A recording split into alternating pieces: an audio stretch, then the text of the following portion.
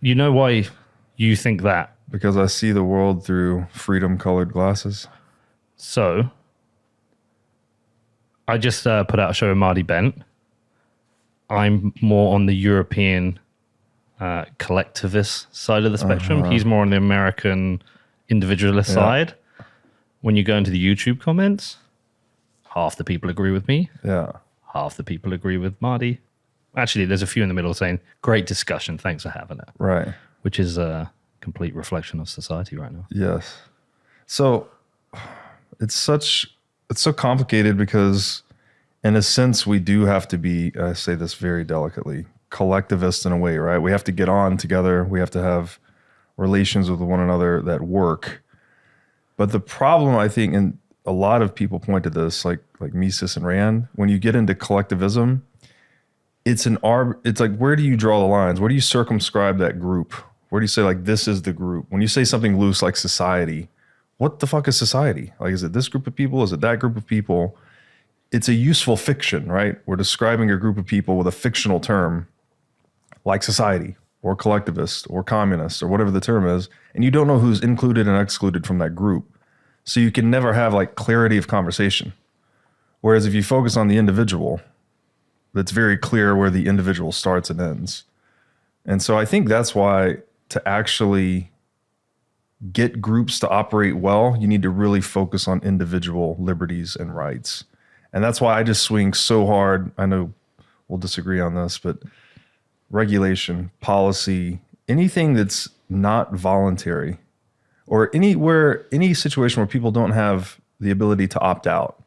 Because ultimately the power to say no is what makes something voluntary. If you can't say no to it, then it's being forced upon you. I think that is, and this is where we get into that term fiat, right? That dirty word.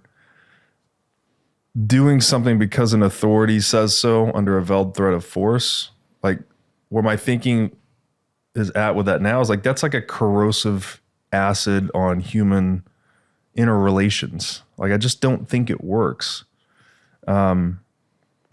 Anyways, I'm just trying to go into that in my work now. It's like, I think there's serious psychological implications at the individual and collective level from trying to tell people, like, this is how you have to be organized. This is how you raise your children, by the way, by fiat, right? Do this because I said so, otherwise you'll get punished. I don't think you can take that and map that to adult relationships in any sustainable way. I just don't think even people that want to be told what to do, that needs to be voluntary, right? This is where I think we can kind of try and map our work to each other and what we both do, because I think you find what you think is the answer. And I always think about, how do we get there? Mm-hmm. And what are the implications of that? And that's why I think you get to absolute liberty. Yeah. Whereas I think of the consequences of moving from where we are as a collectivist society to absolute liberty, what that means and what's going to work and what doesn't work. And what about the people who don't want it? You talk about what is society. I don't think there's any hard definition apart from what a dictionary would tell you, but society for me is perhaps the boundaries within which laws exist. So within the UK, you have a UK society because they're fixed by a fixed set of laws. Whereas the US, you have a US federal society, fixed set of laws, but you also have state regulations.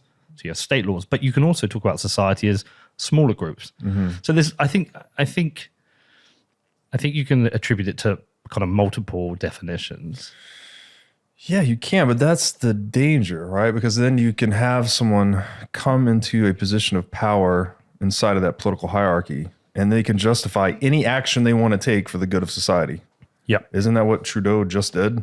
He did. For the good and safe, whatever bullshit rhetoric he's pumping out to freeze individuals' bank accounts and blatantly violate their private property rights in broad daylight for all to see. And then he can sweep that under the moral camouflage of, oh, it's good for society and we're fixing the state or helping. I didn't pay attention to his rhetoric, but that I think is the problem, right? Because you end up with this infinite scapegoat of a useful fiction that you can just paint anything. That's what Stalin did. That's what everyone did. They never did anything that was actually bad. Well, they never admitted to it. They never admitted to it. But that's what I'm saying. It was always for the good of society, always the greater good. Some appeal to a useful fiction. So that's the point I'm trying to make, is there's a danger in that. Like, we need the useful fictions to scale and organize ourselves and communicate, right? We need to talk about these different groups of people, their interests and all of that. But we have to remember that it is a fiction. All of them are fictions. The individual is real. Only the individual acts, thinks, decides, uses means and ends. If we start extrapolating individual thoughts, feelings, actions onto a group, that's when the lines get blurry and people can, tyrants in particular, can deceive and confuse us. I agree. But I also recognize the challenges of building, excuse me for using it, a society based on just the individual and the removal of coercion. Because I don't think you can ever remove coercion. I just think it exists either under a structure of law or a lawless structure. Mm-hmm. But I still think it exists because men, and mainly men, let's be honest, are aggressive, domineering, ambitious individuals. And wherever you see a breakdown in society, breakdown in law and order, you tend to see oppression, violence, rape. Oh. So if we're going to discuss the problems in, say, democracy, let's start with democracy, and we want to move more to individualist society, we have to talk about, what does that mean? Because you can look at countless examples around the world of where it's complete failure of society. And see, the thing is, the way I see of the reason I like democracy or Western liberal democracies, not currently, there's a lot of problems, is that I think it's a leveler. Mm-hmm. And I think it gives the opportunity to create rules and laws and a structure for millions of people to operate under. And it is completely and utterly flawed. I get it. But I also find I can't see the world of the individual, the sovereign individual, that isn't one that's still governed by hierarchy. It's just a different hierarchy. And the ability to use violence against others because you control greater wealth or you control a greater set of arms without the rule of law, I think you would still have coercion, and you could possibly even get back to the stages of slavery and other forms of coercion. And I only think, I know where you go with this, but that requires every person to be a good, decent person. Well, all right, a number of things to unpack here. Yeah. One, I would say the first, just to put a button on the useful fiction thing. So we're talking about like the US society or UK society, or the US economy versus the UK economy. Again, these are all arbitrary, useful fictions we're drawing around a certain. What do you mean by fiction? When you say the US economy, where do you draw the lines around that? Like, which transaction is the US economy versus an international economy? Especially in the digital age, like all these bright lines we have in Keynesian economic models, like they're being increasingly blurred. Sure, but like it's not a fiction. There is a US economy, which is the what do you do? All right, so it's the gross domestic product of every person who lives within that country. Okay, so this particular show, your audience is presumably somewhat international. Yeah. Okay, so like, where are you actually creating economic value? I probably create economic value in two places, well, multiple places, which is fine. But my revenue is on my P&L, which is recorded by a British accountant and gets reported to HMRC in the UK. So I contribute to the gross domestic product of the UK. Right. So even when you're measuring something like in a GDP terms, and this is why the Austrians are so anti-measurement everything, because it's still arbitrary. You've taken an arbitrary formula, applied it to an arbitrary scope of trade and said, this is the number that represents this. But it's still, there's an element of arbitrariness that goes into it. So here's my general point is this. So just to say is that I'm not a fan of GDP. And the reason I'm not a fan of GDP is because there's that constant need for growth. And the constant need for growth, I think, distorts money. Yes. But at the same time, the British economy is not a fiction. It exists. I think there's only one economy. Or global economy. That's right. Okay. Just like there's only one weather, right? We can say there's US weather, there's UK weather, but in the end, it's one complex system that's all interconnected. Yeah, but and you this can is still the break it butterfly down. effect, right? But you can still break it down. Yes, and it's useful to break it down. Yeah. But the actuality, the reality that we live in is that it's all continuous, it's all interconnected. I think it's useful to break it down because and that's why I say useful fiction. It's very useful. Very useful to describe ourselves as Republican versus Democrat or leftist versus rightist, right? There's all these utilities to the fiction, right? Even words themselves, like ultimately, you and I share meaning that we assign to a certain word. That's how we communicate. Mm-hmm. But that word is not the thing we're describing, right? There's a phenomenon that's deeper and more complicated than that word. So just like the words themselves are useful fictions, we build these larger fictions. So is gender a useful fiction? I don't think I'm qualified for that discussion. I think it's on your list. I think there are biological realities, and I think there are socially constructed realities. Okay.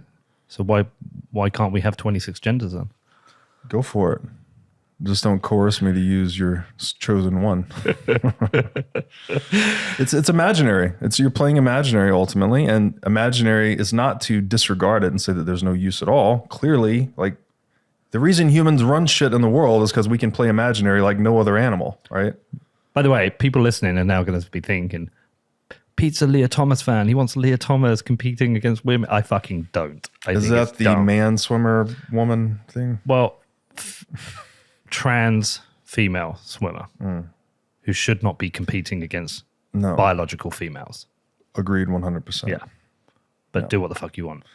Well, let people just self-organize. Yeah. If all the women want to go into a separate group and have a women-only competition that's based on actual biological reality, then let them self-organize into that. Yeah, we're on a tangent, by the way. Let's go back. But I disagree that it's a fiction. I think it's a reality, which is a useful construct in certain ways and unuseful in others.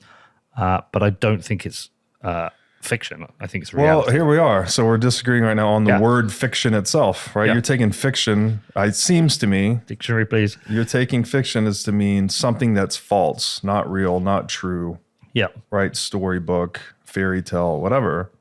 Whereas I take fiction as something representational, right? We are human beings existing in a complex reality that we cannot possibly deal with. So we simplify it into language, into social institutions, into even habits, right? We have routines and things like this. All of that simplification is done through fictionalization, useful fictions. Businesses, what's a business? It's a useful fiction. Fiction, a type of literature that describes imaginary people and events, not real ones.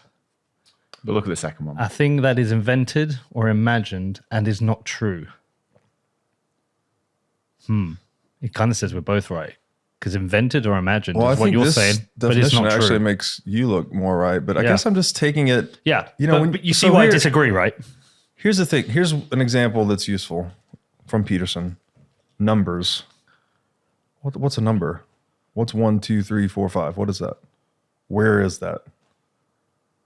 I don't know how to answer that. It's strange. It's a category. It's like a useful fiction. It's like describe the color green. But think about this. You can't describe color. Well, that's a different thing. Because now we don't know if what you call green and what I call green. We can never reconcile that. I know. Isn't that fucking amazing? Like I came to that amazing. reality one time. It's like you might like that shirt's orange. Yeah, but it might look blue to me. You might look blue. Yeah. And you might I would call it orange. But there's no way of knowing that at all. Yeah. Isn't that fucking wild? But numbers are a little different because there is a way. I might be getting outside of my scope here, but let me just stick to the useful fiction nature of numbers. It's almost like the most universal useful fiction. So anything that exhibits the property of threeness, right? Being in triplicate form, that I can see there's 3 distinct units of a thing, I can assign 3. And that's anything in the universe. So math is the ultimate useful fiction, and then it gives us the highest resolution map to deal with reality. Again, I wouldn't call it fiction though, because fiction says it's not real, and it is real. Where is the number? How is it real? Where is the substance of a number? I don't know how to answer that, but numbers are real. Well, then you're saying socially constructed reality is real. So you're saying human imaginary play is real. I'm saying the gross domestic product of a country is real. Real, but arbitrary. Yeah, As is math. but it's not fiction, because fiction says it's not real. Well, we have base 10 number system. Otherwise, today, right? otherwise everything is fiction. But here's the deal. So here's the punchline with Peterson's number analogy. Yeah. Fiction is not real. Fiction is hyper real. Like math applies to so many things. It gives us this unbelievable grip on reality. Like all of these amazing electronics, flying around in airplanes, artificial lights, everything we do in the economy, right? It's based on that foundational grip of reality we have through mathematics. So it's extremely real, right? It is the reason we are technologically powerful. Eating steak every night for dinner. I don't go out and kill the cow. I just show up at the restaurant, right? All that's built on math. So it's not real versus fake. It's more nuanced than that, in my opinion. And that it's data compression, right? Mm-hmm. The world's infinitely complex. There's a lot of shit going on. You can't possibly take it all in at any one time. So you have to reduce it into something that's manageable. And then we can communicate in those terms, whether it's math or language. And then that's what gives us this profound grip on reality that lets us outcompete every other species in the world and live luxuriously at the top of the food chain. But that's going to be the same whether it's your version of society or mine. Well, somewhat, but then you can't slide into the postmodernism failure of 2 + 2 = 5. There is an objective reality to mathematics too, right? Yep. There's an axiomatic assumption, and then you deduce from that. That's what math is based on. It's also what Austrian economics is based on. So if you take the axiom to be true, whatever you deduce from that is basically, it's contained in a logically coherent structure, so you can't even argue with it. People get so mad at me when I say this, but it's like, the first axiom of Austrian economics, man must act. You can't really argue with that. There's no argument. There's no counter argument. How can you say man? And when you have to understand the term act, a man and women, people, use means to pursue ends. So they act with purpose. Action presupposes purpose, let's say. And that's what distinguishes human action from animal behavior, which is presumably just instinctual, whereas we're actually thinking through what we do. We use reason and all of these things. So, Is that all animals? well, this is a whole other Whales? thing. Rothbard would say that until an animal stands up and tries to protest for its own reason and its own autonomy, that they're basically in a different category. What defines standing up for your own autonomy? Like actually, if you could imagine the cows got up and said, we've had enough of this ranching bullshit, we're ready to start our own city. That's when Rothbard would say they crossed the chasm from instinctual behavior to action, purposeful behavior. Is it not more the ability to organize in groups? But does that not also happen if you study the way, I can't remember which whales it is, but the way the whales work together, right, and coordinate as a group and all that. Yeah, to hunt. It's a blurry line. Yeah, and we've seen videos where a group like a lion maybe is being attacked by a crocodile, and then a group of lions come in, that kind of shit. But is that all instinctual? I mean, who knows? I can't put my mind in an animal and tell you, but I will say, and when I pursued this line of thought, it becomes quite Darwinian in a sense, because like the reason we dominate animals and eat them is because we can. And for better or worse, that's what we do. But I think that lens is also useful for looking at statism, that it too is a business that's just harvesting energy, like the same way we harvest animal energy through ranching and all of these things. The state is harvesting human energy, right? That's what taxpayers are doing. They're going to work. They're working for a currency. They're spending the currency into an economy. They're adding value. And then the state is confiscating value through taxation and inflation. There's a great book on this too that I've only read the beginning of it, Seeing Like a State by Frederick Scott, maybe. I forgot the author's name. But he was saying that scientific forestry was a heavy influence on the tax policy of states. I think this was coming out of like Germany in the 1800s, where they were trying to figure out how to optimize crop yields on lumber. So you can't just grow it for a few years and hew it all down. And you also can't let it just run for 100 years because you don't get yield. There's like a sweet spot of when to harvest the lumber, essentially. And a lot of it had to do with the way they were planting the trees, as far as like the forest density, clearing the forest floor of detritus, all of these different modes of dealing with it. They figured out how to optimize lumber yields, basically.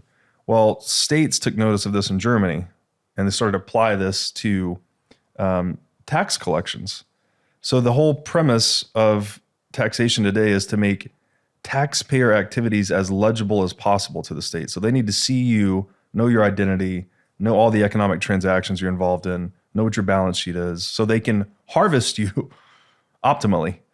Isn't that what a slave owner does as well? Do they not harvest energy? Of course. And this is what is a human being subject to a 100% tax rate? What is that? I know where you're going with this, but where is there a 100% tax rate? Anywhere there's ever been slavery. Okay. I thought you were alluding to something else there. But what I'm saying is Libya. Libya has an active free market for slaves right now because of the breakdown. They had the complete breakdown they had in society since Gaddafi was deposed and killed. The US has a history of slavery. The UK has a history of slavery. Yeah, humanity. Yeah, humanity has a history of slavery. In a society like we have with rules, yes, we have taxation, which some people say is a form of slavery. If you're paying some tax, that's because it's coercion, it's a form of slavery. But if you had no taxation and no central government, there's every chance, most likely scenario where we end back with some people who will have slaves.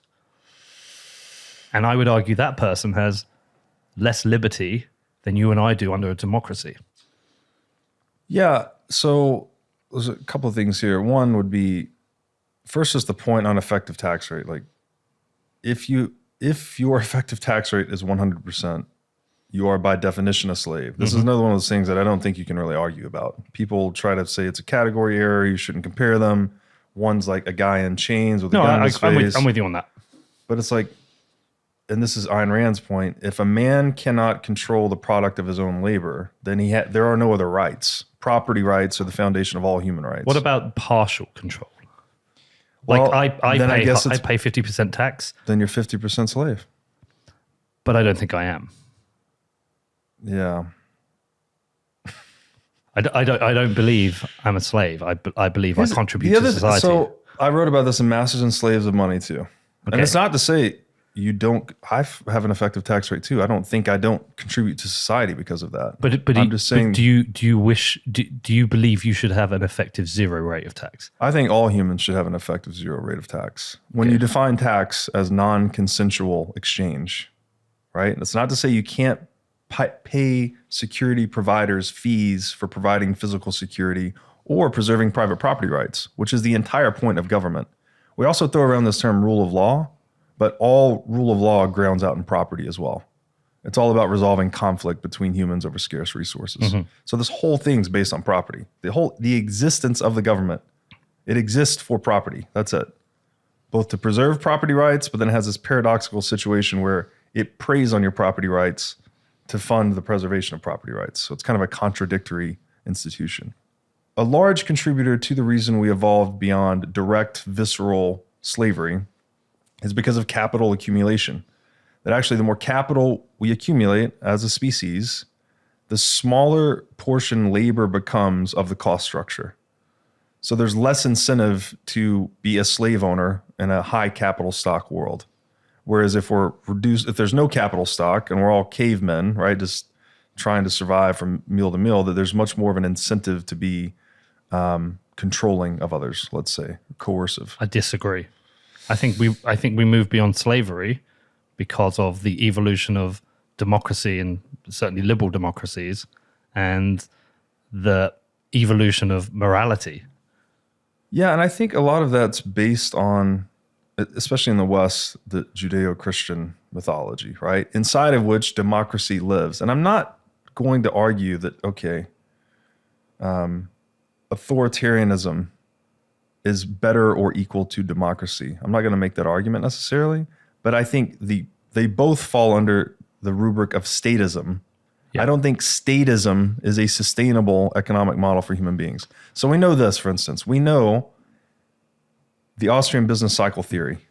You start to inflate the currency. You basically create distorted price signals, misallocation of capital, the boom and bust business cycle we're all accustomed to, right? All that's rooted into basically taxation via inflation in this case. The theory that I'm working with currently is that there are broader implications to that coercion, and that not only do we have a business boom and bust cycle, but we have a civilizational boom and bust cycle. I agree. So long as coercion has any attack surface whatsoever, I think it's like a coercive agent that gets into human affairs and spreads and destroys us, destroys our culture, destroys us psychologically. And I think that I'm seeing a lot of symptoms of that today. And that's what I was mentioning to you offline. It's like, I see the world driving off a cliff, and I'm concerned. What if I said to you, I think there are natural evolutions of the way humans coordinate. And if whatever you did, whatever kind of structure you put in place, if you had the big red button to get rid of the government, I think you end up in one of three places. You end up in a democracy. You end up authoritarian, with give you like a Saudi Arabia style, or you end up with anarchy. But I don't believe anarchy is something like what the anarcho-capitalists hope it will be. I think it's something like Somalia. I disagree. So again, back to the term. But we have, 200 countries in the world? We've never had a natural evolution to the anarcho-capitalist world that the anarcho-capitalists want. Now, I understand they say, no, we've not had the tools, and now we have Bitcoin, we can have that. I don't see Bitcoin delivering what they want. I do. Again, the word anarchy, very bad connotation. People think anarchy literally means people running around killing each other, eating each other, whatever. They think it's G7, G8 meetings with people in black outfits smashing McDonald's up. That's right. Okay. It means anarchon, so no ruler, basically. So it's rules, not rulers, as we often say in Bitcoin. People can mutually agree to rules, right? There's a million examples of this, but that's fine. That's how we organize ourselves. And so long as people have the right to say no and say, this rule set doesn't work for me, I couldn't negotiate terms, but I can go over to this jurisdiction and solve it that way. I think that's the way we sort ourselves out. But to say that it's not possible, I would agree with the Bitcoiners that we've not had the tools in place, because what do we always have? We have human beings attempting to get something for nothing.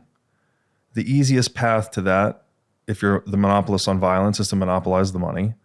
So we've had always the state monopolizing the money. That leads to the business cycle, boom and bust business cycle, misallocation of capital. I would also say the bust of like ancient Rome, right? They debased their currency, the civilization collapses. So we've been sawing off the very branch on which we've been building civilization time and time and time again. I agree.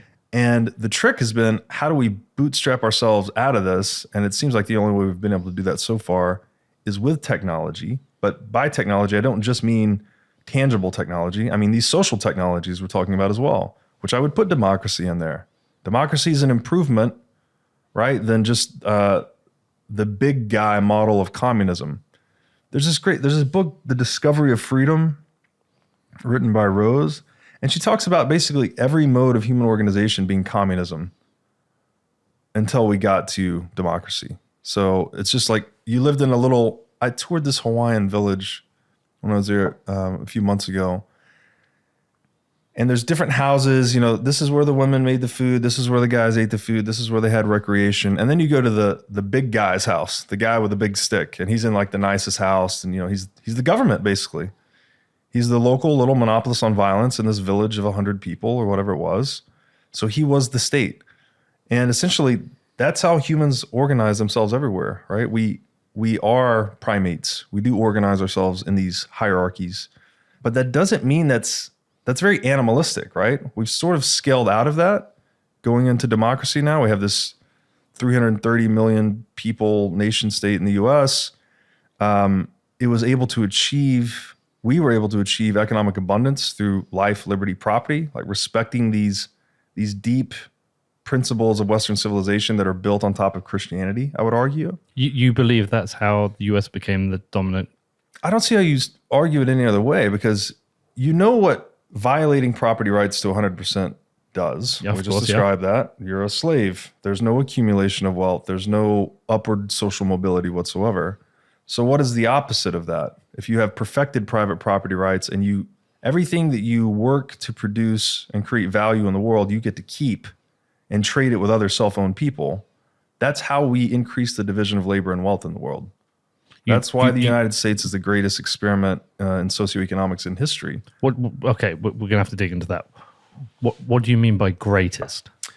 Because richest, but it doesn't make it the greatest. I think wealth is the best problem solver in the world. How much of the US global wealth has been attained by enslaving other nations, interfering in the politics of other nations, destabilizing other nations, going to war with other nations, coercing other nations? Probably a lot. Yeah. And so it's kind of hypocritical. Because it's foundationally though. Yeah, but what I'm saying is you have to look at it all. You basically everything you're against. Useful reality. But useful fiction. Everything you've said that you're against, you've now said this is what has made the US the greatest. But they've done that to the cost of multiple regions around the world. Certainly the Middle East, definitely South America. They've essentially created slave countries. Mm-hmm. They've coerced countries through the dollar hegemony. I always struggle to say that. I'm a bloody stutter. So I think there's a hypocrisy in that. Well, I agree with you that, again, we're back into this useful fiction territory. When I say the United States was the greatest economic success story in human history, I'm talking about foundational United States, right? We get our independence from England. We have low and predictable taxes. We have hard money. We have a lot of freedom. We have a lot of life, liberty, and property in North America for the period following the Revolutionary War up until the 20th century, until the implementation of the central bank.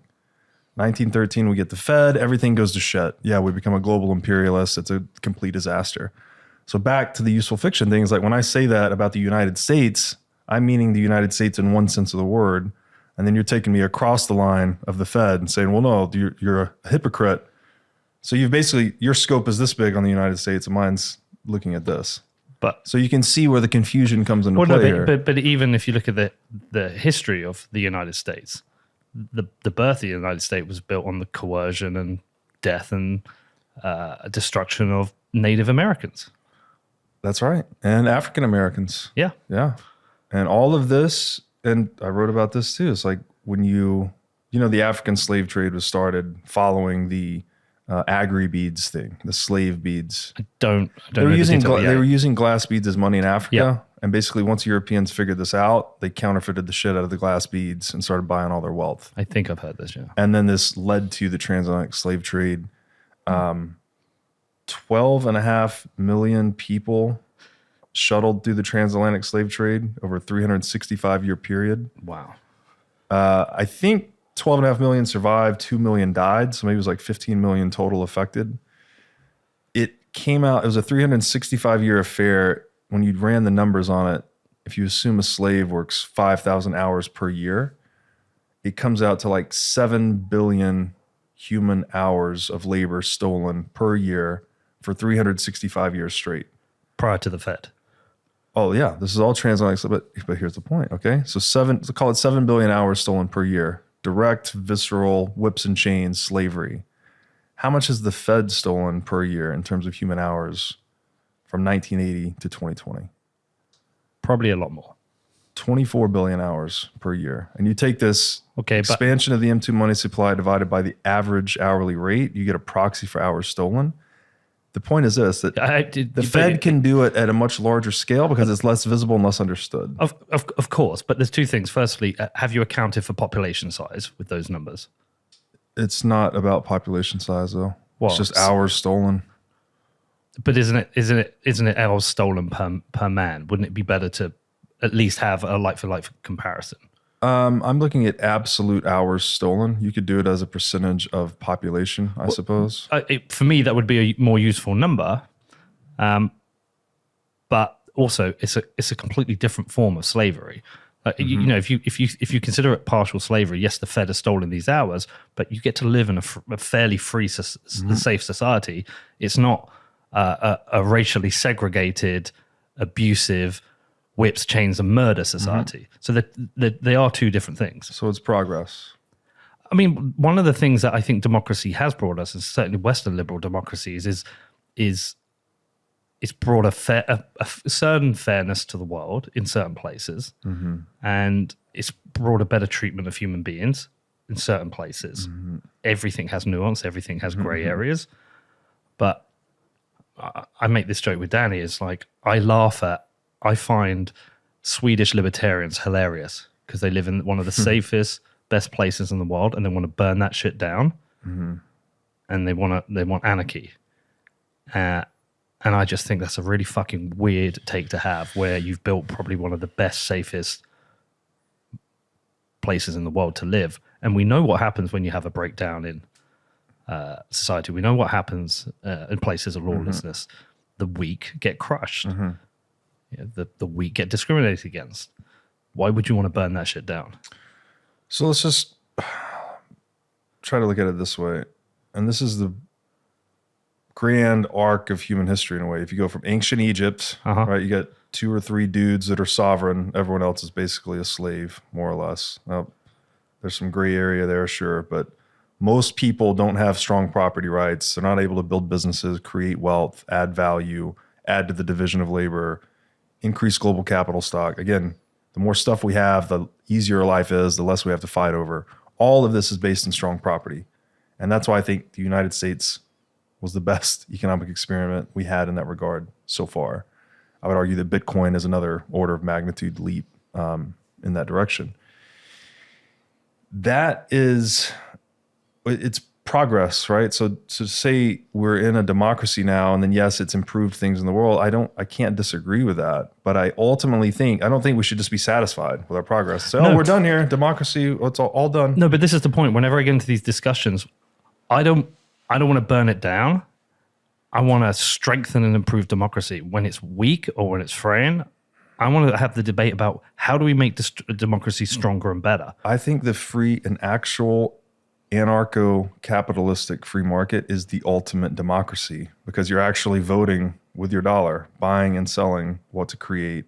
And in this hypothetical world, admittedly, where property cannot be violated against, wealth creation would be maximized.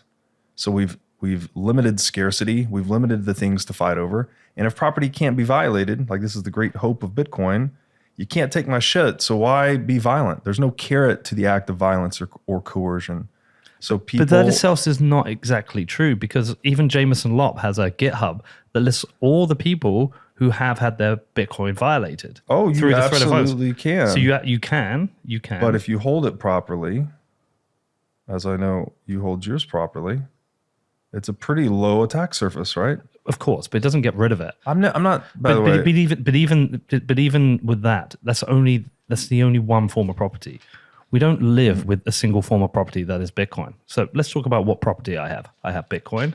I have my house. I have my car. I have my clothes. I have the property within my house. Okay, so you come to my house. You can't get my Bitcoin because I'm super smart and my keys are globally distributed. You can hold a gun to my head and make threats for other things. You can take my TV. You can take my car. So it doesn't eliminate violence. It just eliminates what people can steal from. It just changes what people can steal from you. And I don't think we eliminate violence. So let me be clear. And sorry, let me add to that. Also, we know in every single society, when people are desperate, when people are hungry, they will resort to violence, right? This is why there's the big fear of food scarcity right now. Right. Because we are going to see revolutions. We're going to see protests. When people are desperate, they will attack. The great thing about Western liberal democracies, if we build a society that looks after the weakest, it looks after the poorest, like we do our best to try and protect them. I'm not saying it's worked perfectly, but we do our best.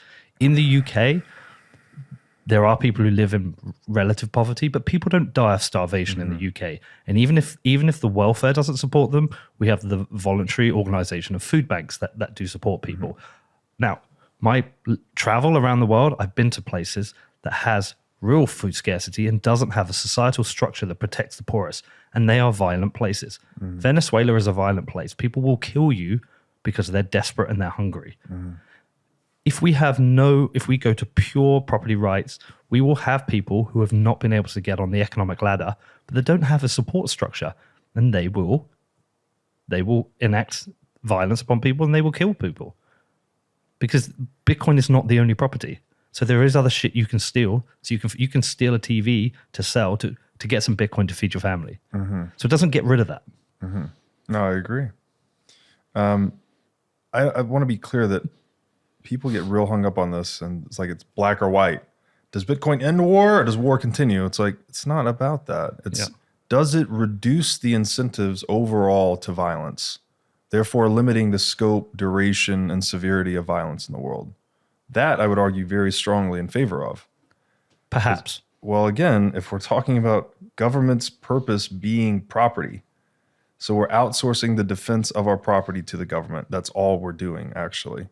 We just currently don't have much leverage at the negotiating table in dealing with the pricing of that security. I think Bitcoin gives us a much more cost-effective and high-integrity assurance of our property rights than government ever can. So the only thing, so it's not absolute, I want to say. The one thing I am absolute on, where you could attack me, is that freedom maximalism. I'm an absolutist on freedom. I think even freedom itself, the concept is self-regulating.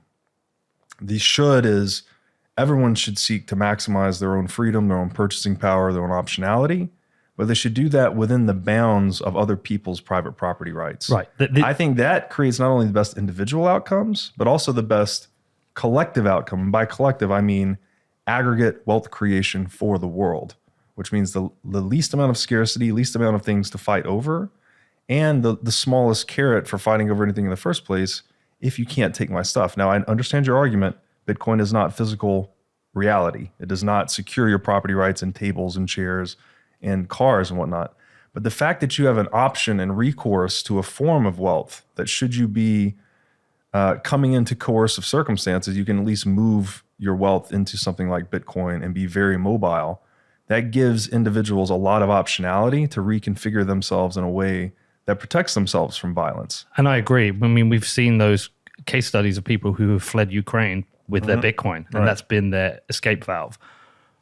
As I said at the start, I'm always trying to look at the implications in the journey. I completely agree with you. Bitcoin changes the logic of violence. First interview we ever did, I think we discussed that. We did too, yeah. But I also want to know what is the net impact on the society we live in. And I know we've discussed what is society, but let's just imagine a Bitcoin society in the UK. It's easy to do because we're an island, a little tiny island. And it's a breakdown of the state. They can't take anything, so we don't have a state. Yes, we've changed the logic of violence, but what has the net impact of society been? Have we moved to something which is safer or more dangerous? Have we moved to something like without structure, has become more chaotic and disorganized? Have we created a different form of wealth disparity between the haves and the haves not? Have we created dangerous, have we ghettoized large parts of the country? I try and think of the net impact. I don't see it through rose-tinted glasses. And I sometimes feel like it's a bit like SimCity. When you play SimCity, you can design the perfect world because you lay the roads where you want them, put the buildings where you want them. I think it's very easy for anyone to look at the society and look at where we are now and break down all the ills and the problems. But you can't, words, all you can do with words is create a utopia. You don't know the reality of what's going to happen. And it might fucking suck. It might be like Venezuela, when it might be like Bitcoiners in their citadels with a bunch of dudes with guns patrolling and protecting them. And then outside of that, it's a bunch of poor people fighting and murdering and killing each other. And basically, it might just end up like being like a total shithole.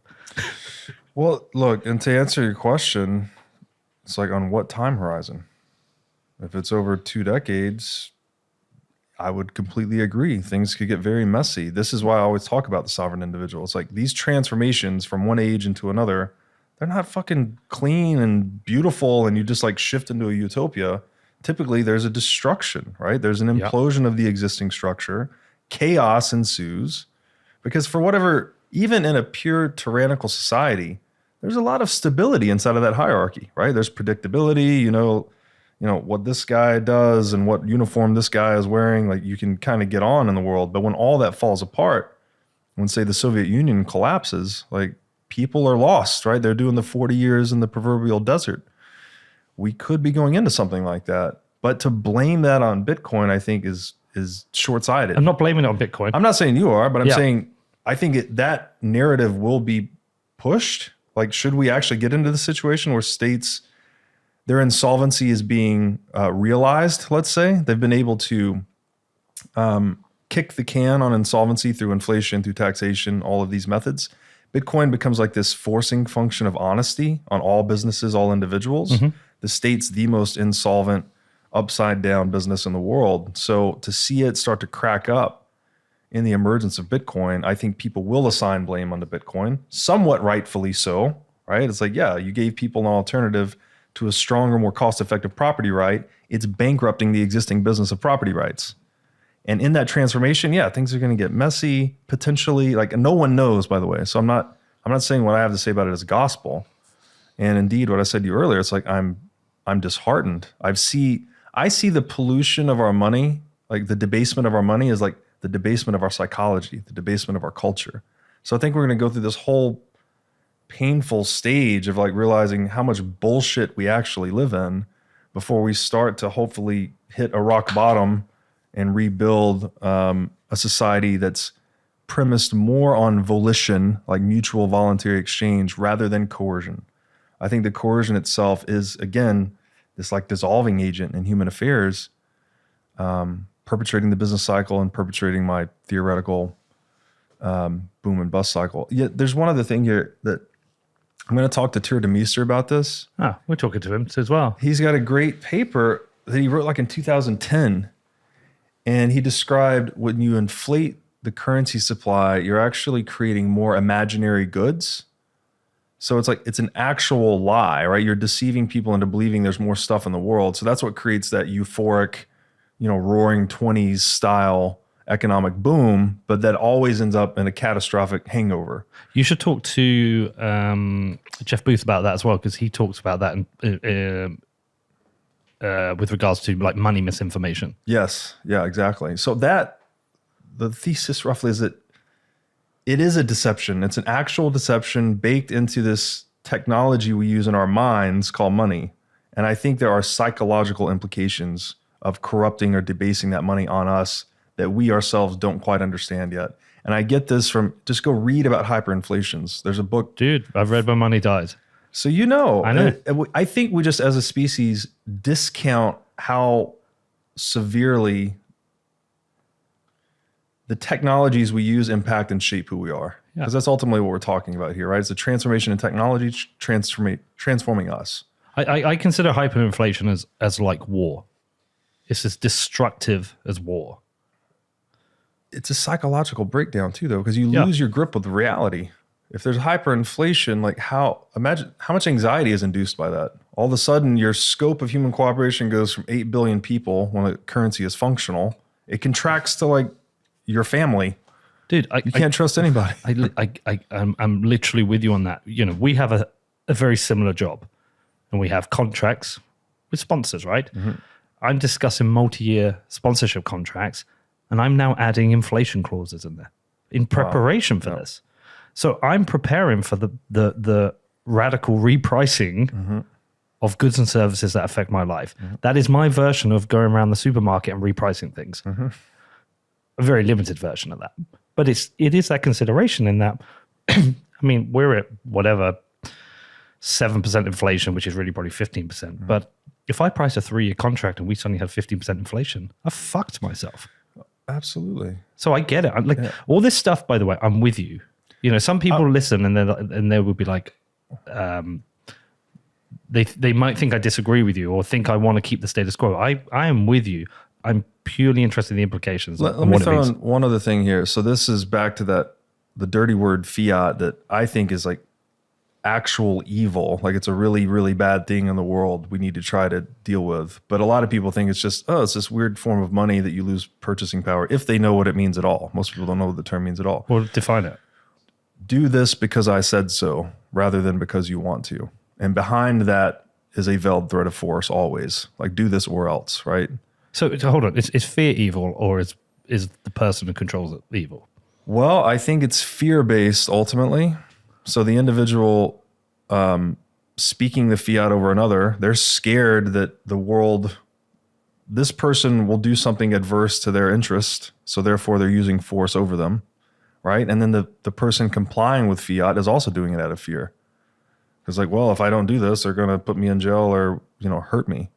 So it's a fear integrated into human relationships that I think is a problem. And this gets into more of the kind of, we need, what did Jimi Hendrix say about the love of power and the power of love? When the power of love conquers the love of power, we would know peace, something like that. There's this trade-off where you can make decisions out of fear or love. And I think when property is violable, you're much more likely to behave according to fiat, which is a fear-based mentality.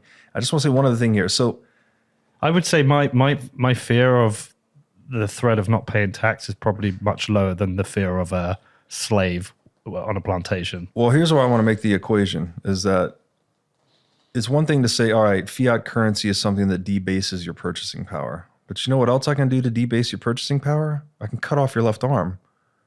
You're not going to have as much earnings potential probably for the rest of your life. Or I could cut off your leg, right? You could do something very violent and terrible to someone that would hurt their purchasing power, hurt their economic interest, hurt their ability to survive in the world going forward.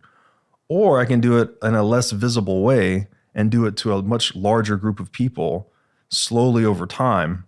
It accomplishes the same effect, right? I'm reducing people's purchasing power. I'm confiscating their wealth. I'm violating their property in a less bloody, less violent way. But it's the same thing. You are stealing people's life energy, whether you're perpetrating actual physical violence or you're just confiscating their purchasing power. Okay, let's work through the reality of the world you want to see, because I think that's always really useful to do. Okay, you detest this fiat world. You detest the coercion that comes from the monopoly and violence that government has. You see an alternative world. Okay, talk me through it. Talk me through what we have, because this is where I always struggle, because I think it's very easy to criticize from the outside, and it's very easy to write a thesis on what you would like to see. But I often find the thesis ignores the reality of the way humans are. I don't know that it's entirely what I would like to see so much as I'm trying to just identify what is likely to happen. Okay.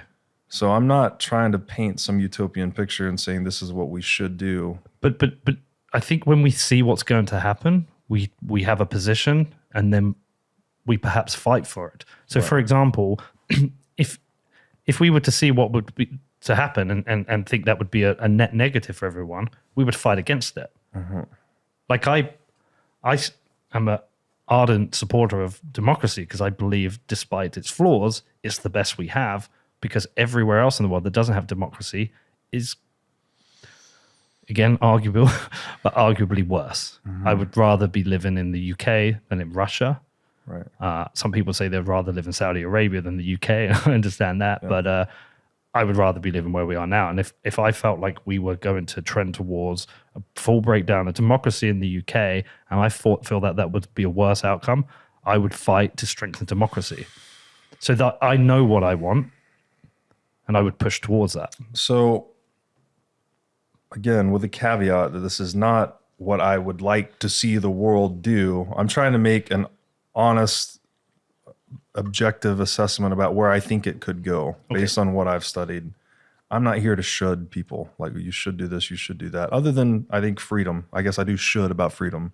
life, liberty, property. I think that's a should. We should just all let's do respect that. Let's do that. So let's talk about this. Democracy, the book, Democracy, the God That Failed by Hoppe. I don't know if you've read it yet. Introduction in chapter 1. So he lays out all the shortcomings of democracy. I think the world, as a result of Bitcoin emerging, would move back towards a model more like that. And when you say monarchy, you're like, what are you talking about? That's a regression. It sounds terrible. I encourage people, just go read introduction in chapter 1 to this book, where you have smaller economic enclaves and local monopolists on violence that preserve private property rights, physical private property rights for a fee, right? Well, but sorry, what's the closest we have to that? Would you say Saudi Arabia is essentially a monarchy? I don't think we have anything like that in the world today because it's all fiat. Where is fiat not in the world today? Where is sound money? Even if Saudi Arabia had fiat, sound money, they also have a monopoly on the resources to accumulate wealth. But people don't have the veto power that Bitcoin gives them over their government. And that's the point I'm getting to is, so in this world where you go, and this is the sovereign individual thesis. Yeah, but hold on. Having sovereignty over your money does not mean there aren't individuals who can monopolize the accumulation of wealth and as such, then oppress groups.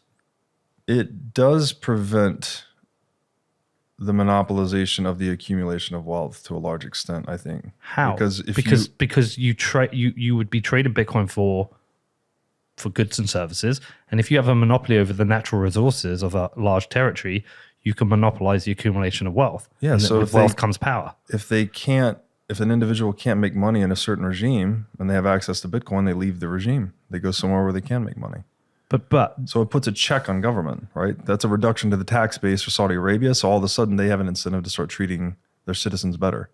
But hold on, do they even have tax in Saudi Arabia? I don't know. I'll have a look. I know certainly people who go to Dubai because it's tax free. I'm pretty sure because they accumulate so much wealth from the natural resources. No income tax. Yeah, no income tax. So again, I'm not talking about anything in fiat world today. Okay. I'm talking about a world where Bitcoin is money. Yeah. Right. All of the property rights would need to be enforced by some physical provider. I think that results in much smaller scale and scope of government. Government shrinks tremendously. Violence as a whole actually would be less of a thing you need to insure against for all the reasons we've talked about. It still exists, right? They can still come and take your house and car and all that. But I think it becomes a localized protection service versus this 330 million person nation state we have today. And it's all about customer optionality in the end, right? If you have the ability to convert your wealth into something and go elsewhere, and it's an option that no one can suspend or stop, then that forces you to deal with your customers more honestly. Like this is the nature of free market capitalism, right? This is what competition is. Competition is this discovery process. Like what do people want? Let me give it to them at a price, at a competitive price. And competition keeps you honest. If some other entrant can come into the market and introduce a service better, faster, or cheaper than you, then you're out of business. But the problem with government, it's been this paradox that we need to outsource the integrity of our property rights to something that it has to be preserved. But then that very institution preys on the property rights it's charged to preserve to fund itself. I mean, it doesn't work, right? And we've seen, you know it empirically looking across history, no state ever works. It either gets conquered or it fails. Why? Why can't we figure out a sustainable way to organize ourselves? The thing is, and this is hard to talk about because we live in it. It's everywhere. Fiat statism is ubiquitous. It's all around us. Uh-huh. What I'm talking about is something hypothetical, right? It's something I think we can evolve towards. And that's the vision I guess I'm trying to lay out. It's like a non-coercive global society. You will still have coercion in that Less society. coercive. When I say non-coercive, I'm speaking idealistically. I don't think coercion completely goes away, but you tweak the incentives, you tweak the outcomes. I just don't think you escape the concentrations of wealth, and with the concentrations of wealth comes concentrations of power, and those people will continue to coerce to accumulate more wealth and more power. I think one of the things is you miss out the human component of So greed and violence. use this imaginary construction, which is something that Mises uses a lot in Human Action. Okay. Imaginary world, everyone's invulnerable, and you can't steal from each other. What would we do to increase wealth in that world? You can't hurt me, you can't steal my stuff. You would invent things and build things and trade. Exactly. So if we reduce the attack surface on you being able to hurt me or you being able to steal my stuff, which you being able to hurt me is typically incentivized by you being able to steal my stuff, because hurting someone's a very risky, expensive endeavor, whether it's done individually or at scale in warfare. Yeah. Then you shift us closer towards that world where we just make stuff, add value, and trade. True. You shift us towards that. But what is the... I mean, we're going to go around in circles, so I'll avoid this too much. We still don't know what the net impact, and we can't visualize what that society looks like. We don't know what it does for the vulnerable in society. We know we're way wealthier. If you increase aggregate wealth, then you've benefited the poor in society. That's not necessarily true. Absolutely true. If you increase aggregate wealth, we have more capital stocks, we have better healthcare, we have more food, we have more infrastructure. So we can satisfy human wants more cheaply. Okay, so you would say the US it's been the greatest economic story. Pre-Fed. Okay. It's still been a great economic story since, if you purely measure on GDP, but in terms of the health system, it's a fucking car crash. Yeah. And I know lots of different ways you can break that down. But the trick is like it's so hard to talk about because we're living inside of it, right? This is the old, what is the fish and water analogy where two fish swim by each other and it's like, hey, how's the water, boys? And he looks over at the other fish. What the hell is water? Yeah. Like we're swimming in it. So we can't even, it's hard you need to step out of it to think about it. And but we're also living through the bust, and therefore people are pissed off and they want to find something to blame and criticize. Yeah. But why are people pissed off? I mean, range of reasons. The world's pretty fucked up right now. One main reason: rampant property right violations via inflation and otherwise. I think if you asked 100 people that question, maybe one would say that. I'm not saying they cognitively understand it. There's like a procedural knowing. Like you can know you're getting fucked and feel anxiety about a situation without knowing cognitively, being able to describe propositionally what it is. And that's what I'm saying. It's like coercion and property right violations embedded in our socioeconomic reality are fucking us up from the inside out. And that's what I hope to work against and paint a vision of a better world away from. This, by the way, this is fucking great. Like I love to work through these things because I think there's a lot of groupthink that exists right now. I think there's groupthink around statism, and I think there's a groupthink around Bitcoin, and I think people see opinion leaders and they hear them say something and they're like, oh fuck, I believe in that. I've discovered Bitcoin. Oh, now I'm going to be a carnivore, or now I'm Christian. Like there's a lot of groupthink that happens, and I think the most important thing is to always challenge it, to fully understand it, right? And when I challenge you, it's not to defend my position, it's to understand yours more. And I think a lot of people miss that, and that it's the reason. And I'm trying to understand my own more too. Yeah, because I'm not preaching gospel here. I'm just. It's why I've come off Twitter. It's because groupthink, I think, is another thing that's corrosive. Yeah, and I think there's a relationship there. Maybe I'm just myopic on some of this, but again, if you increase scarcity in the world, people are going to regress towards their tribalist roots, right? You want to go back towards baser level human instincts versus if you're creating more wealth and abundance in the world, you become more autonomous. You don't need the security of the group as much. So again, if we talked about humanity like emerging in all these communist little enclaves, and then we eventually got to democracy, and now we're looking at something that's potentially post-statism, coercion minimized, not coercion free. That is something I think that's very beautiful to work towards, right? Let me ask you something I've been looking at recently and trying to get my head around. Have you read Isaiah Berlin's theories on liberty, like negative and positive liberty? No. See, that's an area I want to get into and understand a bit more about, and the debate around it. It'd be good maybe if you could have a read for next time we talk. And I'd love to get your views on this, and I might get these the wrong way around, but negative liberty is freedom from. Freedom from, freedom to. Freedom, and then freedom to. Yeah.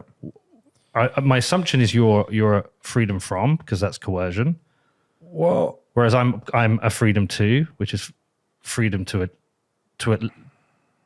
have an opportunity. Well, I think they're related. So yeah. Again, back to that hypothetical example of you can't hurt me, you can't steal from me. Property is inviolable. That's freedom from. Yeah. Right. I'm free from all your opinions. You can't hurt me. You can't steal from me. I'm going to do whatever I want. If we're going to engage, it'll be mutual and voluntary, because I can't hurt you and steal from you. You can't hurt me or steal from me. So we'll come together voluntarily and we'll create value. This is a key point too. You only do a mutual voluntary trade when you think it's valuable and the other guy thinks it's valuable. So there's mutual value creation. So freedom from, strong property. Freedom to is optionality. That's wealth creation. That's capital stocks. The stronger your freedom to, the more abundant your freedom. The stronger your freedom from, the more abundant your freedom to. Well, that's where I think it gets a bit difficult, because I think freedom from is completely, it's like absolute liberty. It's no coercion. It's what you're talking about. Whereas freedom to requires, I think, rules to create a more equitable opportunity. That's fine, as long as they're consensual. Yeah, but then you can't have freedom to, because freedom to requires rules. But rules can be consensual. Like, we drive on the right-hand side of the road here consensually, right? No, I think it's more like, what was it? It was like that guy said, a man is born free, but I have chains around me everywhere I go. Oh, this is Rousseau. Yeah, Man Rousseau, is born free, but everywhere he's in chains. Yeah. That's bullshit, though, because we're born into the realities of biological scarcity. No, but that came from like post-slavery, where freedom was given to the slaves, but they had nothing. No, I think anywhere you look where there's been low, predictable taxes, strong and reliable rule of law, and strong property rights, you've seen wealth be created. When in recent time? So there's a period in Hong Kong, and I don't know the exact year, but there's a regime change, and I wish I was more prepared for this. Yeah, don't worry about it. A guy came in. I've loved this, by the way. And he was much more of the Austrian bent, that he didn't want to measure the economy. He wanted to give basically low and predictable taxes, clear rules, let people self-organize. And there was a huge economic boom. I think if you just look up the economic boom in Hong Kong, you could corroborate this. But this is where I want to go to. It's like, I support smaller government. I'm a regulations person, but I want less regulation. I want smaller government, lower taxes. I don't want no government, no taxes. If anything, it's like I edge towards minarchism. Yeah, again, the word tax is loaded because people think, well, you have to pay for the roads, you have to pay for security. I agree on all of that. I just think it needs to be consensual, and taxation is defined as non-consensual, essentially. All right. Anything you want to cover that we've not? This has been super challenging for me. There's stuff I need to go away and read and read up on. Yeah, and it's challenging for me too. And engage with me. Like, I just don't think this works. The statism model works, and I think we've got a lot of history to prove that out. So it's like, can we do better? I would like to challenge human beings to try and do better. I think there's been a lot of theoretical groundwork laid by the Austrian school. Yeah. We've never even really acknowledged that hardly as a collective. Dude, I studied economics. We never studied Austrian economics. No. We had a whole we call it a term, but it's a semester. Yeah. On Keynesian. Like, it was indoctrinated into us. Like this Same is here. Yeah. No. For me, this is where I see the role of Bitcoin. I think Bitcoin doesn't eliminate the nation state. It improves the nation state. It minimizes it, and it makes it better, and it makes it more accountable and reliable. It minimizes taxes. It minimizes laws. That's where I see it. I don't see it eliminates it all.